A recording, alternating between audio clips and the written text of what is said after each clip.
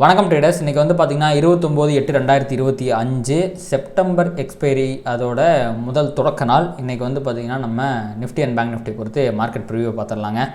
அதுக்கு முன்னாடி வந்து பார்த்திங்கன்னா டிஸ்க்ளைமருங்க, நான் வந்து செபியால் ரிஜிஸ்டர் பண்ணப்பட்ட ரிசர்ச் அனலிஸ்ட் கிடையாது. இந்த வீடியோவில் நான் சொல்கிற எல்லா விஷயங்களுமே எஜுகேஷன் பர்பஸ்க்காக தான். இதை தாண்டி வந்து பார்த்திங்கன்னா ஸ்டாக் மார்க்கெட்டில் ட்ரேடிங் இன்வெஸ்ட்மெண்ட் எது பண்ணாலுமே லாஸஸ் வரதுக்கு நிறைய வாய்ப்புகள் இருக்குது. அதனால் உங்களுடைய ஃபினான்ஷியல் அட்வைசரை கன்சல்ட் பண்ணிவிட்டு அதுக்கப்புறமா இதெல்லாம் பண்ணுங்கள். தேவையில்லாமல் நிறையா லாஸ் பண்ணிடாதீங்க. ஏன்னா 9 out of 10 ரீட்டைல் ட்ரேடர்ஸ் வந்து மார்க்கெட்டில் லாஸ் தான் பண்ணிகிட்டு இருக்கிறாங்க.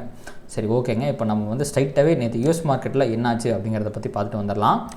நேற்று டவ் ஜோன்ஸ் வந்து பார்த்திங்க அப்படின்னா அகைன் உங்களுக்கு ஒரு 0.16% பாசிட்டிவாக தான் வந்து க்ளோஸ் வச்சுருக்கு. S&P 500 பாருங்களேன், உங்களுக்கு 0.32% பாசிட்டிவ், ஒரு புது ஆல் டைம் ஹையையுமே க்ரியேட் பண்ணியிருக்கு, ஒரு ஹையர் ஹையையும் க்ரியேட் பண்ணியிருக்குங்க. இது எல்லாமே பாசிட்டிவான விஷயம் தான். ஆனால் இப்போ ஒரு ஃபால் வரதுக்கு நிறைய வாய்ப்பு இருக்குது. சரி, ஓகே. அந்த ஃபால் வந்து எப்படி இருக்குது அப்படிங்கிறத பொறுத்து தான் ஃபர்தராக நம்மளால் சொல்ல முடியும். அண்ட் நாஸ்டாக்மே வந்து பார்த்திங்கன்னா 0.58% வந்து பார்த்திங்கன்னா பாசிட்டிவாக வந்து க்ளோஸ் வச்சிருக்கு. ஸோ மூணுமே தற்போதைய நிலைமைக்கு வந்து பார்த்திங்கன்னா சூப்பராக இருக்குது. அண்ட் S&P ஆல் டைம் ஹைலையுமே க்ளோஸ் வச்சிருக்கு. இதுவுமே ஒரு பாசிட்டிவான விஷயம். விக்ஸுமே உங்களுக்கு வந்து 2.7% கீழே விழுந்திருக்கு. இதுவுமே ஒரு பாசிட்டிவான விஷயம். மார்க்கெட் மேலே ஏறுது, விக்ஸ் கீழே இறங்குது, பாசிட்டிவ் அப்படின்னு நம்ம வந்து எடுத்துக்கலாங்க. ஸோ யூஎஸ் மார்க்கெட் நேற்று பாசிட்டிவாக முடிஞ்சிருக்கு. நேற்று யூஎஸ் மார்க்கெட்டில் நடந்த முக்கியமான விஷயம் அப்படிங்கிறது என்விடியாவோட ரிசல்ட் தான். ரிசல்ட் வந்து எக்ஸ்பெக்டேஷனை பீட் பண்ணி தான் வந்துருந்துச்சு. ஆனால் ப்ரைஸ் வந்து பார்த்திங்கன்னா ஆல் டைம் ஹை கிட்ட போயிட்டு லிக்விடிட்டி ஸ்வீப் அடிச்சுட்டு உங்களுக்கு ஒரு மிகப்பெரிய மாற்றங்கள்லாம் எதுவும் இல்லாமல் வந்து ட்ரேட் ஆகிட்டு இருக்குது. வெறும் 0.79% மட்டுமே தான் விழுந்திருக்கு. வழக்கமாக ரிசல்ட் வரும்போது என்விடியாலாம் வந்து பார்த்திங்கன்னா 10% 15% கேப் டவுன் ஆகும், ரொம்ப வாலட்டிலாக இருக்கும். அந்த மாதிரிலாம் எதுவுமே இல்லாமல் ஒரு சுமூகமான நாளாக வந்து பார்த்திங்கன்னா என்விடியா முடிஞ்சிருக்கு. பட் ஸ்டில் இதோட வேல்யூவேஷன்ஸ்லாம் ரொம்ப ஹையாக இருக்குது. ஏஐ பூமை வந்து பார்த்திங்கன்னா ஒவ்வொரு குவார்ட்டர் ரிசல்ட்ஸ்லையுமே வந்து பார்த்திங்கன்னா அவங்க வைக்கிற ஹையர் எக்ஸ்பெக்டேஷனை என்விடியா பீட் பண்ணிக்கிட்டே இருக்குது. ஸோ பொறுத்து வந்து பார்க்கலாம் என்ன போகுது அப்படிங்கிறத. பாசிட்டிவான ரிசல்ட்ஸ் தான். பட் ப்ரைஸ் வந்து பார்த்திங்கன்னா ஆல்ரெடி வெறித்தனமாக மேலே ஏறினதுனால உங்களுக்கு பெரிய ரியாக்ஷன் பாசிட்டிவ் சைடில் வரல. சரி, ஓகேங்க. இதை தாண்டி நேற்று ஏதாவது எக்கனாமிக் டேட்டா இருக்கா அப்படின்னு பார்த்தீங்கன்னா நேற்று யூஎஸோட ஜிடிபி வந்துருந்துச்சுங்க. அதுவுமே வந்து பார்த்தீங்கன்னா எக்ஸ்பெக்டேஷனோட அதிகமாக தான் வந்திருக்கு. அதுவுமே பாசிட்டிவான விஷயம் தான். அண்ட் இனிஷியல் ஜாப்லெஸ் கிளைம்ஸ் பாருங்களேன், ஃபோர்காஸ்ட் வந்து 231K, ஆனால் வந்தது 229K தான். வேலை இல்லாமல் இருப்பவர்களோட எண்ணிக்கை குறைவாக இருக்கிறது. அப்போ நிறைய பேர் வேலைக்கு போகிறாங்க, எக்கனாமிக் கான்ட்ரிபியூட் பண்ணுறாங்க, எக்கனாமிக் க்ரோ ஆகுது. இதுவுமே ஒரு பாசிட்டிவான விஷயமாக தாங்க பார்க்கப்படுது. சரி, ஓகே. இதெல்லாம் வந்து பார்த்திங்கன்னா நேற்று யூஎஸ் மார்க்கெட்டில் நடந்த பாசிட்டிவான விஷயங்கள். இப்போ வந்து பார்த்திங்கன்னா நம்ம அப்படியே இந்தியன் மார்க்கெட் பக்கம் வந்து FIDA என்ன பண்ணி வச்சுருக்காங்க அப்படிங்கிறத பார்ப்போம். நேற்று வந்து பார்த்திங்கன்னா FI ஒரு 3500 கோடிக்கு செல் பண்ணியிருக்காங்க. இங்கே பாருங்கள், வேல்யூ வந்து நார்மல் ஆயிடுச்சு. DA வந்து 6300 கோடிக்கு பை பண்ணியிருக்காங்க. ஸோ டபுள் மடங்குக்கு பக்கமாக கிட்டத்தட்ட பை பண்ணியிருந்தாலுமே மார்க்கெட் வந்து வெறித்தனமாக கீழே விழுந்துச்சு. நீங்கள் அதை பார்த்துருப்பீங்க. ஸோ FIA வந்து ஸ்டில் ஒரு பெரிய அளவுக்கு செல் பண்ணிக்கிட்டே இருக்கிறது நம்ம மார்க்கெட்டுக்கு நல்லது கிடையாது. சரி, எப்போ அந்த செல்லிங்கை நிறுத்துவாங்க அப்படின்னு பார்த்திங்கன்னா இந்திய ரூபாயின் மதிப்பு உயர்ந்தால் மட்டுமே அந்த செல்லிங்கை நிறுத்த முடியும். ஸோ அந்த மதிப்பு வந்து பார்த்திங்கன்னா லிக்விடிட்டி ஸ்வீப், இந்த இருக்க லிக்விடிட்டி ஸ்வீப் பண்ணிவிட்டு கீழே போயிட்டுருக்கு. இது வந்து கீழே வந்துச்சுன்னா FIA வாங்குறதுக்கான வாய்ப்புகள் மிகவும் அதிகமாக இருக்கிறது. ஸோ பொறுத்திருந்து பார்க்கலாம். ஸோ அதை தாண்டி வந்து பார்த்திங்கன்னா நம்ம இப்போ டெரிவேட்டிவ் டேட்டாவை பார்த்துட்டு வந்துடலாம். நேற்று பாருங்கள், ஃபியூச்சர்ஸில் லாங் அன்வைண்டிங் அப்படின்னு வந்திருக்கு. அது ஒரு பியரிஷ் சைன். ஆனால் அப்படியே பக்கத்தில் சேஞ்ச் இன் ஓப்பரேஷன் பார்த்தா 52% வந்து பார்த்திங்கன்னா உங்களுக்கு ஷார்ட் அடித்து வச்சுருக்காங்க. இது வந்து பார்த்திங்க அப்படின்னா ஒரு ஸ்ட்ராங் பியரிஷ் சைனாக அதை மாற்றுது. அப்போ ஃபியூச்சர்ஸில் உங்களுக்கு லாங் அன்வைண்டிங் தான் வந்திருக்கு. இன்றைக்கி இங்கே சேஞ்ச் இன் ஓப்பன் டெஸ்ட் என்னவாக இருந்தாலும் சரி, இங்கே வரப்போகிறது, அதாவது ஃப்ரைடேவோட டேட்டா வரப்போகிறது லாங் பில்ட் அப்படின்னு தான் வரும். என்றைக்குமே வந்து பார்த்திங்கன்னா மாதத்துடைய முதல் நாள், அந்த புது எக்ஸ்பைரி ஸ்டார்ட் ஆன முதல் நாள் அங்கே லாங் பில்டப் மட்டுமே தான் நான் பார்த்துருக்கேன். ஷார்ட் பில்டப் பார்த்ததே கிடையாது. அந்த விதத்தில் இன்றைக்கி லாங் பில்டப் தான் வரும். பட் அதுக்கு ஏற்ற மாதிரி ப்ரைஸ் ரியாக்ட் பண்ணுங்கிறதுலாம் நம்ம எதிர்பார்க்க முடியாது. சரி, ஓகே. அடுத்து பார்த்திங்கன்னா நம்ம ட்ரெண்டிங் ஓயை பற்றி பார்ப்போம். நான் வந்து அடுத்த எக்ஸ்பைரிக்கு அதை மாற்றி வச்சுருக்கேன். அதாவது செவ்வாய்க்கிழமை எக்ஸ்பைரிக்கு மாற்றி வச்சுருக்கேன். ஸோ இங்கே பாருங்கள், உங்களுக்கு வந்து ட்ரெண்டிங் ஓயை வந்து இன்ட்ராடேலையும் பியரிஷாக தான் இருக்குது. பொசிஷனலாகவும் வந்து பார்த்திங்கன்னா 2.5 crores பியரிஷாக தான் இருக்குது. ஒட்டுமொத்தமாக ஆப்ஷன்ஸ் மார்க்கெட்டில் வந்து பார்த்திங்கன்னா ரொம்ப பியரிஷாக இருக்குன்னு அர்த்தம். அடுத்து பார்ட்டிசிபென்ட் வைஸ் ஓப்பன் டெஸ்ட். இன்றைக்கி தான் வந்து மந்த்லி எக்ஸ்பைரி புது நாள் தொடக்க நாள் அப்படிங்கிறதுனால இதிலிருந்து பெரிய டேட்டாவை எடுத்துக்க முடியாது. இருந்தாலுமே இப்போது இருக்க நிலைமைப்படி பாருங்கள், 12% ஷார்ட்டு, 10% லாங்கு கால் ஆப்ஷனை செல் பண்ணி இங்கே பாருங்கள் 6% ஷார்ட்டு, 20% லாங்கு, கிட்டத்தட்ட வந்து பார்த்திங்கன்னா 14% அதிகமாக புட் ஆப்ஷனை பை பண்ணி வச்சுருக்கிறாங்க FII. பயங்கரமான bearish sign.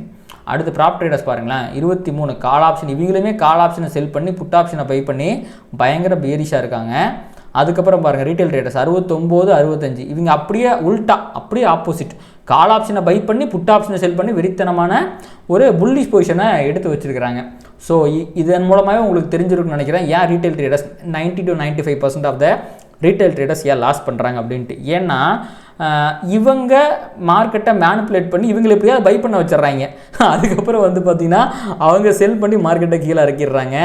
History repeats, story ரிப்பீட்ஸுங்கிற மாதிரி எல்லா டைமுமே இதே தாங்க நடந்துகிட்டு இருக்குது.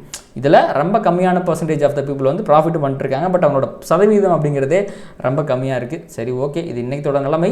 இது எக்ஸ்பைரியோட புது நாள் அப்படிங்கிறதுனால இந்த டேட்டாவில் மாற்றம் வருவதற்கு நிறைய வாய்ப்புகள் இன்று இருக்கிறது. பொறுத்திருந்து பார்க்கலாம். அடுத்து எஃப்ஐயோடைய லாங் ஷார்ட் ரேஷியோ பார்த்தீங்களா, மேலே போனதே கீழே இறக்கறக்கு தாண்டா அப்படின்ட்டு 14லேருந்து உங்களுக்கு வந்து பார்த்திங்கன்னா 8% ஒரே நாளாக ஷார்ட் அடிச்சு விட்ருக்காங்க. எதுக்கு எஃப்ஐயை வந்து இந்தளவுக்கு மோசமாக பிஹேவ் பண்ணுறாங்கன்னு தெரில. ஆப்ஷன் மார்க்கெட்டில் வெறித்தனமான பேரிஷ், ஃபியூச்சர் மார்க்கெட்லேயும் வெறித்தனமான பேரிஷ். பட் ஒரு லெவலில் 100 தான் அப்படிங்கும்போது இவங்க 8% தான் வந்து லாங் வச்சுருக்காங்க.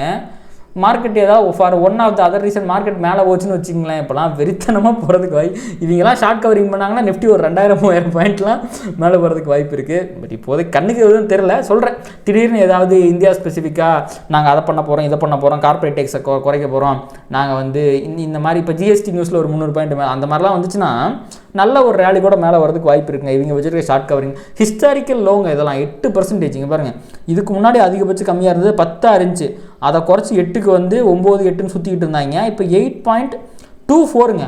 இது வரைக்கும் வரலாற்றில் எனக்கு தெரிஞ்சு இதில் கொரோனா டைம் பார்க்க முடியாது. கொரோனா டைம் கூட இவ்வளோ வந்து அவங்க ஷார்ட் அடித்தாங்களான்னு தெரில. இங்கே பாருங்கள், அந்த பார்லிமெண்ட் எலெக்ஷனுங்க பிஜேபி தோற்று போயிருங்கிற நிலமையிலேயே கூட பார்த்தீங்க அப்படின்னா அப்படி ஒரு சுச்சுவேஷன் இருந்துச்சு. ஆக்சுவலி மோடியே வாரணாசியில் கொஞ்சம் பின்னாடி போனார். அப்போ பார்த்தீங்கன்னா 34 தான் அவங்க ஷார்ட் அடிச்சு வச்சுருக்காங்க. ஆனால் இப்போ சம்மந்தமே இல்லாமல் வந்து பார்த்திங்கன்னா 8 அப்படிங்கிற லெவலில் இருக்காங்க. சரி, ஓகே, இந்த டேட்டா வச்சு இந்த டேட்டாங்க அப்படிங்கிறது என்ன சொல்லுதுன்னா, மார்க்கெட்டில் இதுக்கப்புறம் ஷார்ட் அடிக்கிறதுக்கு வந்து பார்த்திங்கன்னா ரூமே கிடையாது, என்னை எப்படியாவது பை பண்ணி மேலே தூக்கிட்டு போடா அப்படிங்கிற மாதிரி சொல்கிறான். நிறையா ஸ்பேஸ் இருக்குது, ஒன்றும் நடக்க மாட்டேங்குது. அதுதான் நம்ம டேட்டா நமக்கு சொல்கிற விஷயம். சரி, ஓகேங்க. இப்போ வந்து பார்த்தீங்கன்னா கரண்ட்டாக வேர்ல்டு மார்க்கெட் ஃபியூச்சர்ஸ் வந்து என்ன பண்ணுதுன்னா, யூஎஸ் ஃபியூச்சர்ஸ்லாம் ஃப்ளாட்டாக தான் இருக்குது, பெரிய நெகட்டிவிட்டி இல்லை, பாசிட்டிவிட்டியும் இல்லை. யூரோப்பியன் ஃபியூச்சர்ஸ் வந்து ஃப்ளாட் வித் பாசிட்டிவ் பயாஸாக இருக்குது. அப்படியே குளோபல் இண்டெக்ஸ் நம்ம நேபாளி நிக்கியை பார்த்தா பேரிஷாக இருக்கான். அதாவது ஜப்பான் மார்க்கெட் வந்து பேரிஷாக இருக்குது, ஆஸ்திரேலியன் மார்க்கெட்டும் வந்து பார்த்திங்கன்னா பேரிஷாக இருக்குது, தைவான் பாசிட்டிவாக இருக்குது, கொரியா ஃப்ளாட்டாக இருக்குது. ஸோ மோஸ்ட்லி மிக்ஸ்டாகவும் ஃப்ளாட்டாகவும் தான் இருக்குது. மிகப்பெரிய ஒரு சென்டிமெண்ட்டை நமக்கு கொடுக்கவில்லை. குளோபல் மார்க்கெட் அனைத்தும் மியூட்டடாக இருக்கிறது. கிஃப்ட் நிஃப்டி வந்து பார்த்திங்கன்னா ஒரு 6 பாயிண்ட் வந்து பேரிஷாக ட்ரேட் ஆகிட்டு இருக்கான். இங்கே வந்து பார்த்திங்கன்னா 194 பாயிண்ட்டுன்னு காட்டலாம். ஆனால் அது வந்து அடுத்த மாதத்தோட ப்ரீமியம் இருக்குது அப்படிங்கிறதுனால இது அதிகமாக காட்டுது. பட் உங்களுக்கு வந்து ஃப்ளாட்டாக இதுவும் கிஃப்ட் நிஃப்டியும் ஃப்ளாட்டாகத்தான் இருக்கிறது. ஸோ ப்ளஸ் ஆர் மைனஸ் ஒரு 20 to 50 பாயிண்ட் வந்து பார்த்திங்கன்னா நிஃப்டி ஓப்பன் ஆகிறதுக்கு வாய்ப்புகள் இருக்கிறது. இப்போ நம்ம டேரெக்டாக நிஃப்டி என்ன சொல்கிறான், சார்ட்டில் என்ன சொல்கிறான் அப்படிங்கிறத பார்க்கலாம். அதுக்கு முன்னாடி கண்டிப்பாக மார்க்கெட்டில் மேனிப்புலேஷன் இருக்கும் அப்படின்னு உங்களுக்கு தெரியும்னு நினைக்கிறேன். மார்க்கெட்டில் மேனிப்புலேஷன் எதுக்காக நடக்கணும்? பை செல் இந்த ரெண்டுமே நடந்தால் தான் ஒரு டிரான்சாக்ஷன் கம்ப்ளீட் ஆகும். சப்போஸ் 1000 கோடி ரூபா காசு இறக்கி மார்க்கெட்டை யாராவது கீழே கொண்டு போகணும் அப்படின்னு முடிவு பண்ணிட்டாங்க அப்படின்னா அந்த 1000 கோடி யாராவது பை பண்ணணும். அதுக்காக தான் உங்களுக்கு தெரிஞ்ச double bottom, trend lines, head and shoulders மாதிரியான பேட்டர்ன்ஸை கிரியேட் பண்ணி உங்களை பை பொசிஷன் எடுக்க வச்சதுக்கப்புறமா உங்கள் ஸ்டாப் லாஸை ஹண்ட் பண்ணிவிட்டு அவங்க மார்க்கெட்டை கீழே இறக்கிடுவாங்க. ஸோ உங்கள் ஸ்டாப் லாஸஸ் ஃப்ரீக்வெண்ட்டாக ஹண்ட் ஆகாமல் இருக்கணும் அப்படின்னா இந்த ஆயிரக்கணக்கான கோடி காசு வச்சு ட்ரேட் பண்ணுற ஸ்மார்ட் மணி ட்ரேடர்ஸ் எந்த மாதிரி பொசிஷன்ஸை பில்ட் பண்ணுறாங்க அப்படிங்கிறத பற்றி நீங்கள் தெரிஞ்சுக்கணும். அதை தான் வர சண்டே நடக்க போகிற ஸ்மார்ட் மணி மேனிப்புலேஷன் வெபினாரில் உங்களுக்கு நான் சொல்லிக் கொடுக்க போகிறேன். சப்போஸ் உங்களுக்கு இன்ட்ரெஸ்ட் அப்படின்னா ஜாயின் பண்ணிக்கங்க. வெபினாரில் சந்திக்கலாம். தேங்க்யூ. இப்போ நம்ம நிஃப்டியோடைய டெய்லி சார்ட்டுக்கு வந்துடலாம். ஸோ டெய்லி சார்ட்டை பொறுத்த வரைக்கும் நிஃப்டியில் நேற்று ஒரு பியரிஷ் கேண்டில் வந்திருக்கு. பட் லிக்விடிட்டி எதுவும் எடுக்காமல் வந்திருக்கு. ஸோ இது ஒரு பியரிஷான சைன் தான். டெய்லி பயாஸ் அப்படிங்கிறது நிஃப்டிக்கு இன்னும் பியரிஷாகத்தான் இருக்கிறது. அடுத்து அப்படியே நம்ம சிபிஆர் பக்கம் போயிடலாங்க. ஸோ சிபிஆரை பொறுத்த வரைக்கும் நேற்றுமே வந்து பார்த்திங்கன்னா சிபிஆரில் ஒரு விர்ஜின் சிபிஆர் அப்படிங்கிறது ஃபார்ம் ஆகிருக்கு. இதுவும் ஒரு விர்ஜின் சிபிஆர், இதுவும் ஒரு விர்ஜின் சிபிஆர். தொடர்ந்து 2 நாட்கள் என்றைக்குமே விர்ஜின் சிபிஆர் ஃபார்ம் ஆச்சு அப்படின்னா செகண்டாக ஃபார்ம் ஆன விர்ஜின் சிபிஆர் அப்படிங்கிறதுக்கு அவ்வளோ பவர் அப்படிங்கிறது இருக்காது. ஸோ இந்த விர்ஜின் சிபிஆருக்கு நல்ல ஒரு பவர் இருக்குது. அதாவது 24,968 இருக்க விர்ஜின் சிபிஆர் கொஞ்சம் ஆக்ரோஷமானவன் தான். அவன் ரிவர்ஸில் கொடுக்கக்கூடிய ஸ்ட்ரென்த் இருக்குது. ஆனால் இவனுக்கு அவ்வளோ சத்து கிடையாது. இவன் சத்து குறைபாடாக இருக்கிறான் என்பதை பார்க்கும்போதே தெரிகிறது. ஸோ இந்த விர்ஜின் சிபிஆரில் போய் ப்ரைஸ் ரிவர்ஸ் ஆகும், வெறுத்தனம் மார்க்கெட்டை கீழே இறக்கி விடுன்னு நினச்சிங்கன்னா மேபி ஒரு சின்ன சைன் வரலாம். பட் அல்டிமேட்லி இது பிரேக் ஆகிறதுக்கான வாய்ப்புகள் மிகவும் அதிகமாக இருக்கிறதுங்க. சரி, ஓகே, விர்ஜின் சிபிஆரை பார்த்து விட்டோம்.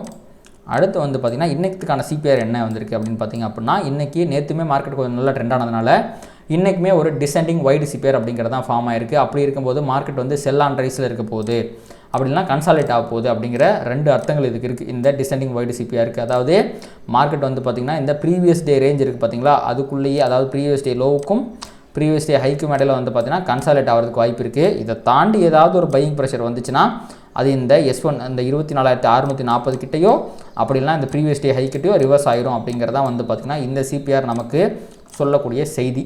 சரி, ஓகே. அடுத்து என்னதான் சிபிஆர் சொன்னாலும் மார்க்கெட் ஸ்ட்ரக்சர் தான் இருக்கிறதுலே ரொம்ப அதிக முக்கியத்துவம் வாய்ந்தது. அந்த விதத்தில் நான் அதை கட் காப்பி பேஸ்ட் பண்ணலை. ஒரு நிமிஷம் வெயிட் பண்ணுங்க. ஓகே, இப்போ வந்து பார்த்திங்கன்னா மார்க்கெட் ஸ்ட்ரக்சர் வந்து என்ன சொல்லுது அப்படின்னு பார்த்தீங்க அப்படின்னா, மார்க்கெட் லிக்விடிட்டி எதுவுமே எடுக்காமல் மார்க்கெட் வந்து சரமாரியாக கீழே போயிட்டுருக்கு அப்படின்னு அர்த்தம். ஸோ இந்த ஃபால் அப்படிங்கிறது ஒரு ஃபேக் மூவ். அதாவது சப்போஸ் இதே மாதிரி மார்க்கெட் கீழே விழுந்துச்சுன்னா இந்த லிக்விடிட்டி லெவல் அதாவது 24,467 அண்ட் அல்டிமேட்டாக வந்து பார்த்திங்கன்னா 24,337 இங்கே இருந்தால் மார்க்கெட் வந்து வெறிகொண்டு மேலே போச்சு.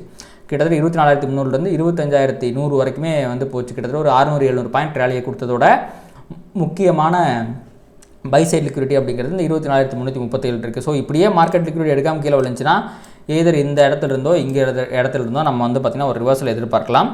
அதே மாதிரி சப்போஸ் மார்க்கெட் மேலே போகுது அப்படின்னு வச்சுக்கலாம், இந்த ஃபாலுடைய 50% லெவல் அப்படிங்கிறது இந்த 725க்கு மேலே ஒரு 730 ரேஞ்சில் வந்து பார்த்திங்கன்னா இருக்குது.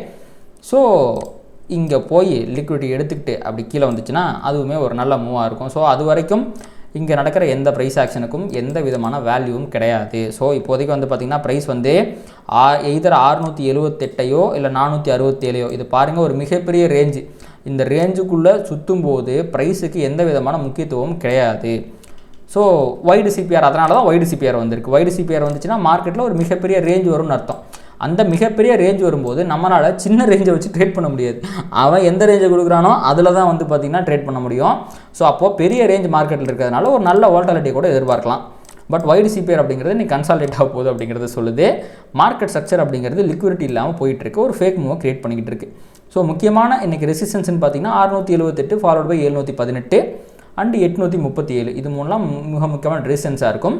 அதில் 718க்கு மேலே போகும்போதே வந்து பார்த்திங்கன்னா உங்களுக்கு வந்து கொஞ்சம் கொஞ்சமாக செல்லிங் ப்ரெஷர் வரதுக்கு வாய்ப்புகள் இருக்குது. அதே மாதிரி சப்போஸ் மார்க்கெட் கீழே போச்சுன்னா 467 337 மிக முக்கியமான சப்போர்ட்டாக இருக்குங்க. சரி, ஓகே. அடுத்து அப்படியே நம்ம பேங்க் நிஃப்டி பக்கம் போனீங்கன்னா பேங்க் நிஃப்டிலையும் அதே கதை தான். ஆனால் நிஃப்டி கூட அந்த 950 ரேஞ்சில் ஒரு லிக்விடிட்டி எடுத்துகிட்டு வர்றான். ஆனால் இவன் கிட்டத்தட்ட ஒரு 2000 பாயிண்ட்டுக்கு கீழே விழுந்துட்டான். ஒரு 4-5% கீழே விழுந்துருப்பான். இருந்தாலும் லிக்விடிட்டி எடுக்கவே இல்லை. அப்போது இவனுக்குமே வந்து பார்த்திங்கன்னா இந்த ஃபேர் வேல்யூ கேப்புக்கு பவர் அதிகம், இந்த விர்ஜின் சிபிஆருக்கு பவர் அதிகம், இந்த விர்ஜின் சிபிஆருக்கு பவர் கிடையாது. பட் இந்த விர்ஜின் சிபிஆர் வந்து ப்ரைஸ் கீழே விழுந்திருக்கு அப்படிங்கும்போது செல்லர்ஸ் தான் இன்னுமே டாமினேட் பண்ணிகிட்டு இருக்காங்க அப்படிங்கிறது தான் அர்த்தம். பேங்க் நிஃப்டிலுமே பியரிஷ் பயாஸ் தான் இருக்குது. பேங்க் நிஃப்டிக்குமே இன்றைக்கி அதே ஒரு டிசெண்டிங் வைடு சிபிஆர் அப்படிங்கிறது தான் வந்து பார்த்திங்கன்னா ஃபார்ம் ஆயிருக்கு. ஸோ எனி டைம் மார்க்கெட்டில் ஒரு நல்ல ரீட்ரேஸ்மெண்ட்டை எதிர்பார்க்கலாம். அதுக்கான சைன்ஸ் வந்திருக்கானா அந்த சைன்ஸ் தான் வரல. நிஃப்டி பேங்க் நிஃப்டி ரெண்டுக்குமே தான் நான் இதை சொல்கிறேன். ஸோ ப்ரைஸ் வந்து பார்த்திங்கன்னா இன்றைக்கி இந்த ரேஞ்சுக்குள்ளே ட்ரேட் ஆகிறதுக்கு அதிகமான வாய்ப்புகள் இருக்குது. ஸோ மேலே போனால் செல் அண்ட் ரைஸில் கீழே வரதுக்கு வாய்ப்பு இருக்குது. அப்படி கீழே வரக்கூடிய இடங்கள் அப்படிங்கிறது பேங்க் நிஃப்டிக்குமே இந்த ப்ரீவியஸ் டே ஹையும் அண்ட் S1 லெவலான இந்த 54,200 அப்படிங்கிறது மாதிரி தான் இருக்க போதுங்க. ஸோ ஓவராலாக சம்மரைஸ் பண்ணோம் அப்படின்னா குளோபல் மார்க்கெட்டில் ரொம்ப மியூட்டடாக இருக்குது. ஒரு ட்ரெண்டையுமே காணும். எஃப்ஐ வந்து ஹிஸ்டாரிக்கல் லோவில் மார்க்கெட்டை ஷார்ட் அடித்து வச்சுருக்காங்க. அண்ட் நிஃப்டியுமே வந்து பார்த்திங்கன்னா எந்த விதமான லிக்விடிட்டியும் எடுக்காமல் கீழே விழுந்துட்டு இருக்கான். ஸோ ஒரு பவுன்ஸ் பேக்குக்கு மார்க்கெட் தயாராகிற மாதிரி சைன்ஸ்லாம் வருது. சப்போஸ் அப்படி அந்த பவுன்ஸ் பேக் வராமல் கீழே விழுந்துச்சுன்னா ஒரு நல்ல பவுன்ஸ் பேக்கை நம்ம எதிர்பார்க்கலாம் இந்த சப்போர்ட் லெவல்ஸ்லேருந்து. ஸோ என்ன போகுது அப்படிங்கிறத நம்ம பொறுத்து இருந்து பார்க்கலாம். அண்ட் இதோட இந்த வீடியோவே முடிச்சிக்கலாங்க. கண்டிப்பாக இந்த வீடியோ உங்களுக்கு யூஸ்ஃபுல்லாக இருந்திருக்குன்னு நினைக்கிறேன். இந்த மாதிரி மார்க்கெட்டை ப்ராப்பராக அனலைஸ் பண்ணி ட்ரேட் பண்ணணும் அப்படின்னு நினச்சிங்கன்னா ஒரு மென்டர்ஷிப் ப்ரோக்ராம் ஜாயின் பண்ணிக்கலாம். அண்ட் அதை தாண்டி இந்த வீடியோ உங்களுக்கு இன்ஃபர்மேட்டிவாக இருந்துச்சு அப்படின்னு நினச்சிங்க அப்படின்னா அதை லைக் பண்ணுங்கள், கமெண்ட் பண்ணுங்கள், அண்ட் ட்ரேட் பண்ணுற மற்ற நம்பருக்கு ஷேர் பண்ணுங்கள். அது யூடியூப் அல்காரிதம் ட்ரிகர் பண்ணி நம்ம நிறைய பார்வையாளர் நம்ம சேனலில் கொண்டு வந்து சேர்க்கும். நன்றி.